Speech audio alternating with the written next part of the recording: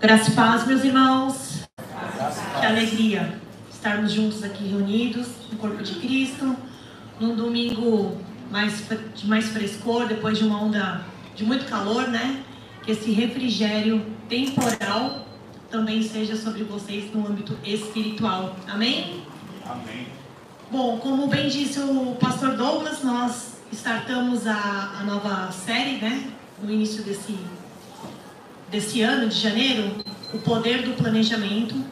E hoje eu vim aqui trazer para vocês verdades espirituais que o Senhor trouxe ao meu coração ao longo dessa jornada de vida, principalmente nesses últimos dias, que é o poder do planejamento da parte emocional. É engraçado que quando chega o final do ano, geralmente no final do ano, né? Vou colocar assim, nas últimas semanas de dezembro e até mesmo no início de janeiro, nós estamos assim queimando, né? De sonhos, de vontades, de motivações, de desejos. Nós fazemos listas de desejo, de planejamento. E no decorrer dos meses, nós acabamos passando batido.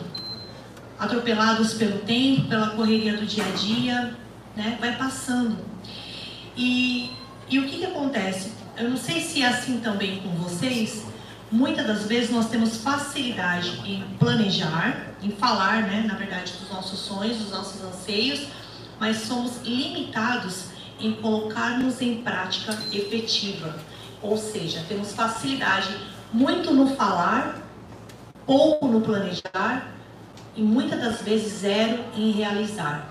E aqui eu não me refiro às realizações diárias que nós temos que fazer, da nossa vestimenta, do que nós temos que comer, trabalhar. Eu digo de sonhos mesmo, de projetos que o Senhor tem colocado no nosso coração. De sonhos, né? De alcançar algo que o Senhor colocou lá atrás, quando você desejou algo e Ele te deu uma palavra, Ele te passou uma certeza. Então nós deixamos muitas vezes cair no esquecimento. É assim com você também? Sim. É, igreja? Sim. Mas eu acredito que muitos de nós, além de termos confundido esse planejamento, né, de efetividade, nós temos muitas vezes também confundido como uma utopia. Nós sonhamos e não nos colocamos na posição.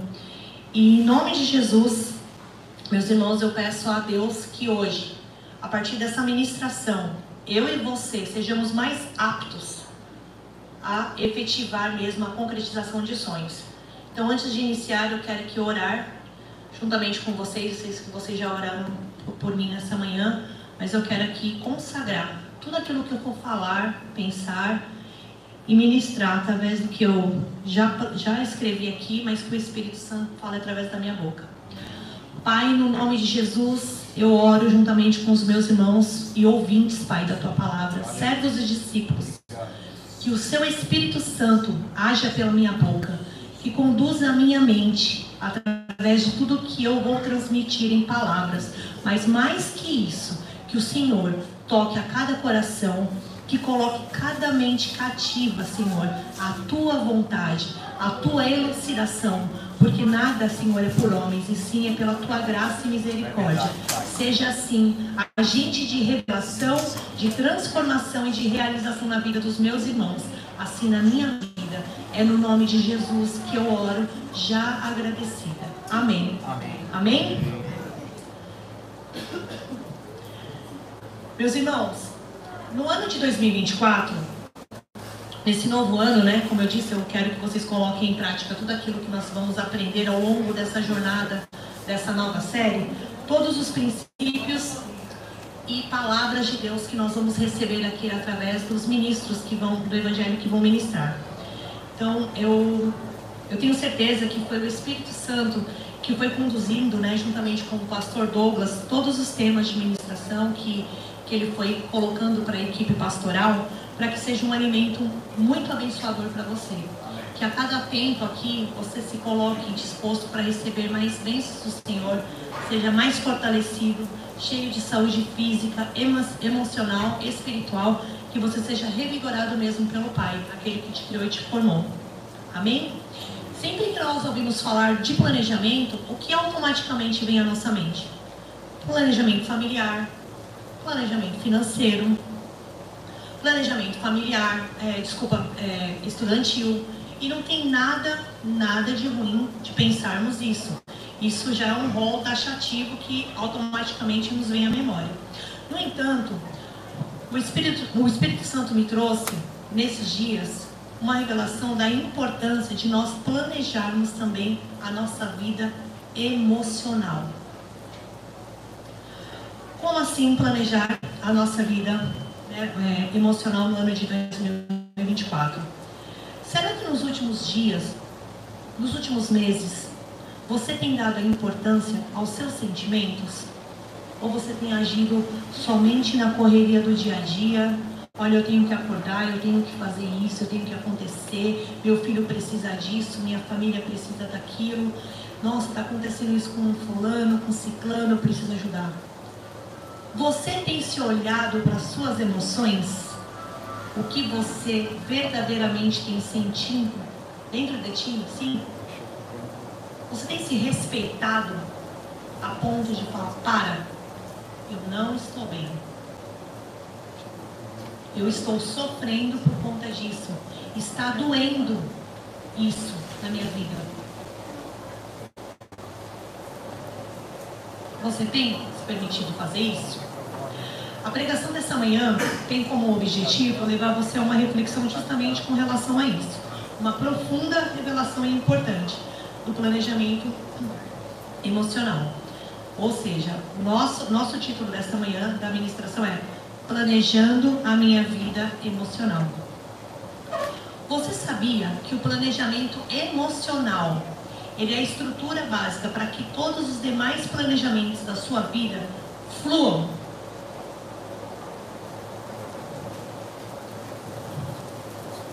Quantos de vocês já iniciaram 2024 cansados, fisicamente falando? Puxado, né? Quantos de vocês nos últimos 2 meses, novembro, dezembro, trabalharam bastante, seja na parte profissional, seja com filhos, seja numa luta que estejam passando? Muitos, né? Muitos de nós temos passado por isso. Amados, pense bem. Como que é possível, aos nossos olhos humanos, planejar a minha vida, né, se as minhas emoções e o meu físico não estão bem?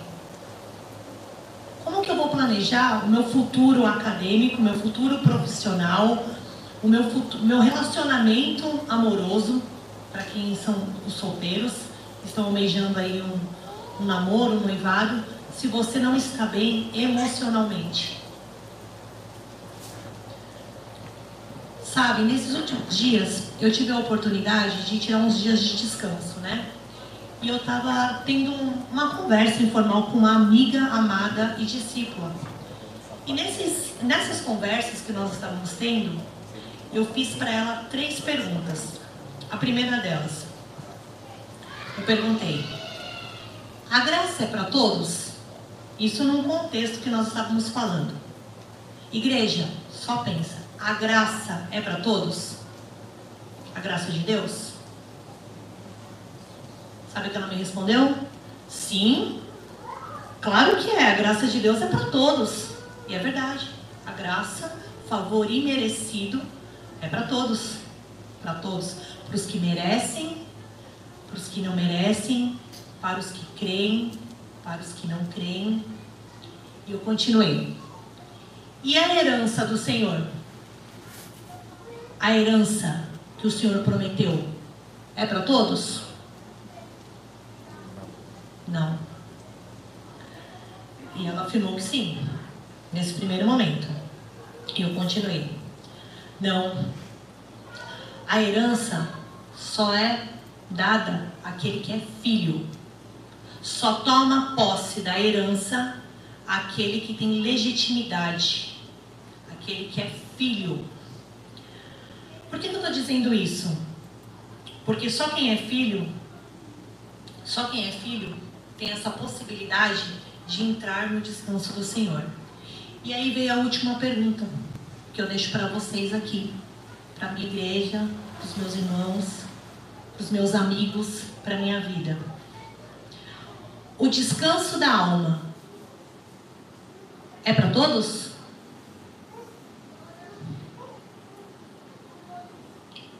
Sabe, meus irmãos, por que eu perguntei isso para ela? Como eu disse, nós estávamos tirando uns dias, poucos dias, 4 dias. Eu, no caso, e minha família, foram só 4 dias de descanso, porque nós temos muitos compromissos daquilo que o Senhor tem colocado no nosso coração, muitos desafios, como igreja, como família, como profissionais. Nós precisamos revigorar o nosso físico. E é por isso que eu deixo essa pergunta para você, porque talvez você se surpreenda, até mesmo com o que eu vou dizer, na verdade, afirmar, mas a resposta é um grande não. O descanso da alma do Senhor não é para todos. Você sabia disso? A graça é para todos, a herança é para quem é filho, e o descanso da alma não é para todos. Forte isso, né? Impactante, porque se Deus é amor, Deus é isso, Deus é aquilo. O descanso é para os filhos que são herdeiros, mas para os filhos que buscam já nesta vida, nesta presente vida, entrar no descanso ou no repouso que só o Senhor pode dar às nossas emoções, ou seja, a nossa alma. Sabe, existem vários tipos de descanso. Tem o descanso físico, o descanso emocional, o descanso sensorial, o descanso criativo, o descanso social. Mas o descanso emocional, ele refere-se não só a uma ausência de movimento, mas também a uma presença que traz segurança. É uma experiência de paz interior, de vitória sobre os inimigos da mente e da libertação para as nossas emoções. Igreja, por favor, eu gostaria que vocês abrissem comigo o texto de Hebreus 4. Nós vamos ler o versículo 1 e 2, depois o versículo 11 e, por fim, o 16. Tem título na sua Bíblia? Para quem está com a arma em punho, sem seu celular? A minha tá assim, ó. O meu título tá: O Prometido Repouso para o Povo de Deus. Vamos lá? Visto que nos foi deixada a promessa de entrarmos no descanso de Deus, que nenhum de vocês pense que falhou, pois as boas novas foram pregadas também a nós, tanto quanto a eles. Mas a mensagem que eles ouviram de nada lhes valeu, pois não foi acompanhada de fé por aqueles que a ouviram. O 11. Portanto, esforcem-nos.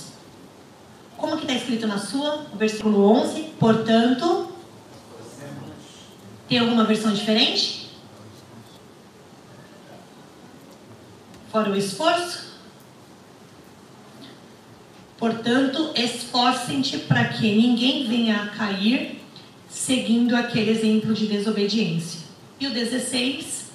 Assim, aproximemo-nos do trono da graça com toda a confiança, a fim de receber misericórdia e encontrarmos graça que nos ajude no momento da necessidade. Em outras versões diz socorro.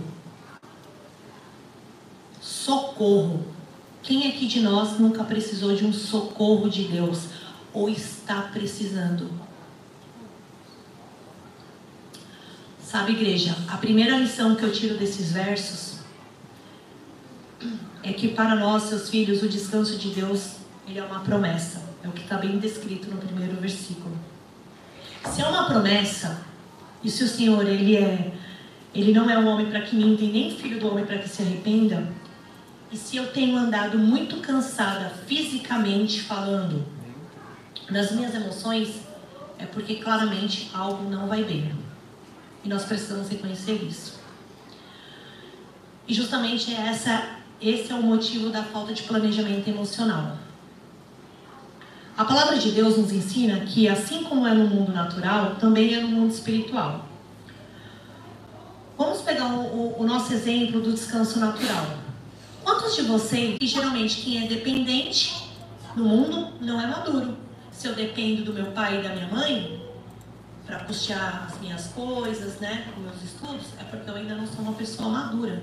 Eu preciso trabalhar, eu preciso almejar outras coisas. Mas no mundo espiritual, não, o nosso Deus é tão maravilhoso que quando nós nos fazemos dependente dele, Senhor, eis-me aqui, Senhor, eu preciso de ti, ele age de maneira única e sobrenatural. O nosso Deus faz isso, irmãos. Nosso Deus é maravilhoso. Sabe, e depender de Deus fala muito da forma com que nós agimos no nosso dia a dia. Quando ninguém está vendo, porque crente mesmo não é aqui. Crente mesmo é quando ninguém está te olhando e quando você está passando na luta. Quando você está no trânsito, quando alguém te fecha, quando você está na dor, quando você está no vale de morte, quando você está dentro de um hospital, quando você está passando por uma necessidade financeira ou com um filho. Como você tem reagido nos momentos das adversidades da vida? Você é daqueles que reclama, que só reclama? Reclamar é clamar 2 vezes. Quando você reclama, você está pedindo a Deus 2 vezes aquilo. Sabia disso?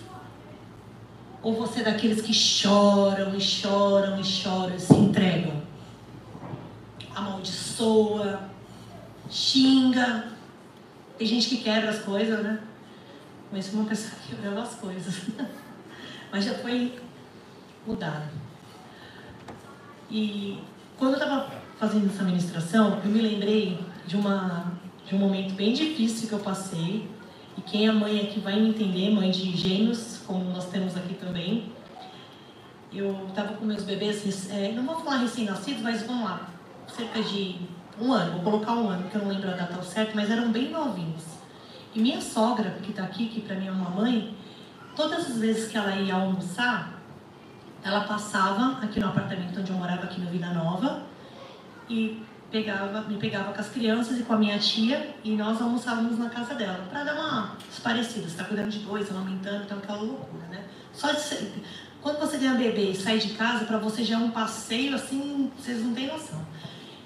E certa vez nós estávamos no carro da minha sogra, eu dirigindo, e a minha tia com a Lorena, minha sogra com o Kevin, atrás no banco de trás.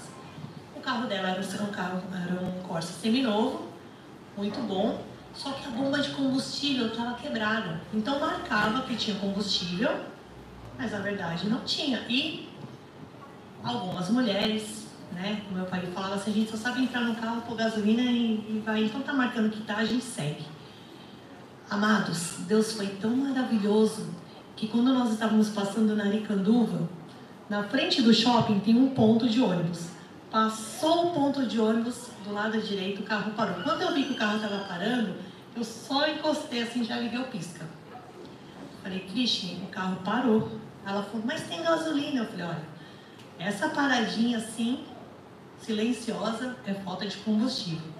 Minha sogra, no primeiro momento, foi se desesperar. Meu Deus, o que eu vou fazer agora? A gente tá com os bebês novinhos. Kevin já chorando de fome. A minha tia, nossa, e agora? Como que a gente vai fazer? Meu esposo dando aula, incomunicável, não dava para falar com ele dentro da escola. Meu sogro não dirige. O que eu fiz? Silenciei a minha mente e pedi, Deus, me ajuda. É só tu, Senhor. Amados, um caminhoneiro, não repitam isso, viu? Mas um caminhoneiro que viu quando o carro parou, porque foi bem na hora que fechou o farol, ele parou, ele viu 2 senhoras dentro do carro, atrás, eu dirigindo com os bebês. Ele virou assim, moça, você precisa de ajuda? Minha primeira reação, o senhor pode me levar até o posto a 200 metros na minha frente? O senhor pode me levar até o posto de gasolina para que eu compre gasolina e retorne? Não, claro. Gente, pensa eu saindo da Aricanduva, entrando dentro de um caminhão e fui até o posto. Ele me deixou no posto de gasolina. Cheguei no posto, comprei o galão, enchi o galão. Falei assim, e agora, como que eu volto, né? E aí eu lembrei, sabe o Márcio, que nos ajuda aqui nas cestas de Natal, o Galo? O Galo fazia carretos, né? Com a Kombi, que trabalhava no Oxan também, fazia alguns bicos. Eu liguei pro Galo. Oi, amigo, tal, você tá aqui perto? Aí eu contei pra ele o que aconteceu. Ele me levou até lá. coloquei o combustível e a gente foi embora. Questão de 15, 20 minutos o problema estava resolvido. O que eu quero dizer com isso? É a graça e a misericórdia de Deus no nosso emocional. Porque se eu olhar diante da situação real, não tinha o que eu fazer. Eu vou clamar por quem ali? Não tinha. Para quem conhece a região sabe que era impossível. Então, o que eu quero dizer com isso? Que nós precisamos tratar as nossas emoções, submeter ao Espírito Santo, para que muitas vezes naquele olho do furacão que a gente está passando, a gente não haja as nossas... no bate-pronto, né? Porque a gente, muitas das vezes, nós erramos porque é automático. As nossas reações, elas são automáticas. E nós somos seres pensantes. O Senhor nos deu a mente, capacitação do alto, para que a gente possa analisar, refletir, até mesmo no falar. Sabe, meus irmãos, e com base no texto, né, que o pastor Douglas iniciou a nossa série, que é o texto de Lucas. Robert pode projetar para nós o capítulo 14, versículo 28 ao 32. Qual de vocês, se quiserem construir uma torre, primeiro não se assenta e calcula o preço, para ver se tem dinheiro suficiente para completá-la? Pois, se lançar o alicerce e não for capaz de terminá-la, todos os que virem rirão dele, dizendo: este homem começou a construir e não foi capaz de terminar. Ou, qual é o rei que, pretendendo sair à guerra contra outro rei primeiro, não se assenta e pensa com 10 mil homens, se é capaz de enfrentar aquele que vem contra 20 mil? Se não for capaz, enviará uma delegação enquanto o outro ainda está longe e pedirá um acordo de paz. Sabe, meus irmãos, planejar melhor a nossa vida emocional definitivamente fará toda a diferença neste ano, porque dependendo mais de Jesus e do Espírito Santo, nós vamos conseguir passar por grandes esquadrões de guerra. E caminhando já para o fim, você pode me perguntar: mas pastora, como é que eu faço para planejar melhor a minha vida emocional e ser mais que vencedora nessa determinada área da minha vida? Existem alguns princípios e práticas poderosos para isso, mas a qual eu quero deixar para o teu coração nessa manhã é a seguinte: escolha bem as batalhas que você quer enfrentar para continuar lutando esse ano de 2024. Escolha bem as lutas que você quer entrar. Você sabia que muitas vezes o cansaço físico, emocional e espiritual, ele se dá porque nós adentramos em campo de guerra que nós não fomos chamados? Sabe? E a gente vai aprendendo isso com a vida, né? Muitas das vezes eu entrei em campos minados, querendo que pessoas enxergassem aquilo que Deus já tinha me mostrado, querendo que pessoas trilhassem um caminho melhor para alcançar, né, lugares maiores, que ela não enxergava, e a ruim sempre se tornava eu. Ou seja, muitas das vezes nós queremos que a pessoa aprenda com os nossos tombos para elas não se ferirem, mas Deus precisa fazer com que ela caia, reconheça e mude de vida. Já passou por isso? Você falar para a pessoa, parece que não entra na cabeça, parece que está todo mundo vendo, ela não está vendo. E a gente quer que a pessoa aprenda para ela não se prejudicar e ela não enxerga. Amados, existem batalhas que não são suas, existem batalhas que não vale a pena lutar, e existem batalhas que são exclusivamente do Senhor. Existem batalhas que não são suas, eu quero que vocês façam assim: existem batalhas que não são minhas, Existem batalhas que não vale a pena eu lutar. E existem batalhas que são exclusivamente do Senhor. Se não é minha, se não é sua, a gente não vai se meter mais. Amém? Porque quem vai tomar partido, a partir de agora, é o Senhor. E também pode pessoas perguntar assim, pastora, quando a batalha não é minha? Como saber quando a batalha não é minha? Esse exemplo que eu dei. Quando você está querendo resolver um problema de gente que não quer resolver os problemas. Você já pegou um amigo vampirinho? Ele quer, desculpa o termo, ele só vomita. Ele vomita o problema, ele fala. Aí você apresenta a solução. Olha, diante disso eu penso que você pode ir por esse caminho. Diante disso você pode fazer isso. Mas ele não quer. Parece que ele quer viver naquela poça. Ele não quer atuar para mudar aquela situação. Ele só quer que você seja o divã, sabe? Um psicólogo. Então, é um ponto de elucidação. Fuja dessa batalha. Ela não te pertence.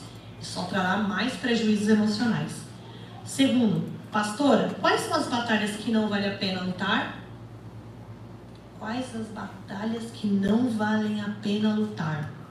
Vamos à palavra? Mateus 5, 10 ao 12. Bem-aventurados os perseguidos por causa da justiça, pois deles é o reino dos céus. Bem-aventurados serão vocês quando, por minha causa, os insultarem, os perseguirem e levantarem todo tipo de calúnia contra vocês. Alegre-se e regozijem-se, porque grande é a sua recompensa nos céus, pois da mesma forma perseguiram os profetas que viveram antes de você. Pare de querer se justificar em todo o tempo. Pare de querer guerrear com todos. Vai vir ataque sobre a fé, vai vir ataque sobre sua vida, vai vir ataque sobre seus filhos, vão vir. Descansa no Senhor com alegria, como assim diz o nosso texto. Terceiro e último, existem batalhas que são exclusivamente do Senhor. E assim diz o Senhor a mim, Elijah, e a todos vocês aqui da Igreja do Galileu, nessa manhã. Há batalhas que é do Senhor. 2 Crônicas 20, do 15 ao 18, diz: escutem todos os que vivem em Judá e em Jerusalém, e o rei Josafá. Assim diz ao Senhor: não tenham medo, não tenham medo, não fiquem desanimados por causa desse exército enorme, pois a batalha não é de vocês, mas de Deus. Amanhã desçam contra eles, eis que virão pela subida de Ziz, e vocês os encontrarão no fim do vale, em frente ao deserto do Jeruel. Vocês não precisarão lutar nessa batalha. Tomem suas posições. Igreja, tome a sua posição. Permaneçam firmes e vejam o livramento que o Senhor dará, ó Judá, ó Jerusalém. Não tenha medo, não desanime. Saiam para enfrentá-los amanhã, e o Senhor estará com vocês. Josafá prostrou-se com o rosto em terra, e todo o povo de Judá e de Jerusalém prostrou-se em adoração perante o Senhor. Planejar as batalhas que você deve entrar é sinônimo de uma mente de emoções saudáveis. Reconhecer o Senhor é prostrar-se em adoração, em tudo, em todos os momentos. Não serei abalado. Aleluia! Vocês não serão abalados se vocês colocarem no Senhor esse descanso. Planejem a sua vida emocional. Olhem para si. Reconheça a sua limitação. Se enxergue, se valorize nesse sentido. Se algo não está bem, busque ajuda. Seja física, seja emocional, espiritual. Não, digam não. Fala, não estou bem, eu preciso de ajuda. E reconheçam. Amém, igreja? Vamos ficar em pé?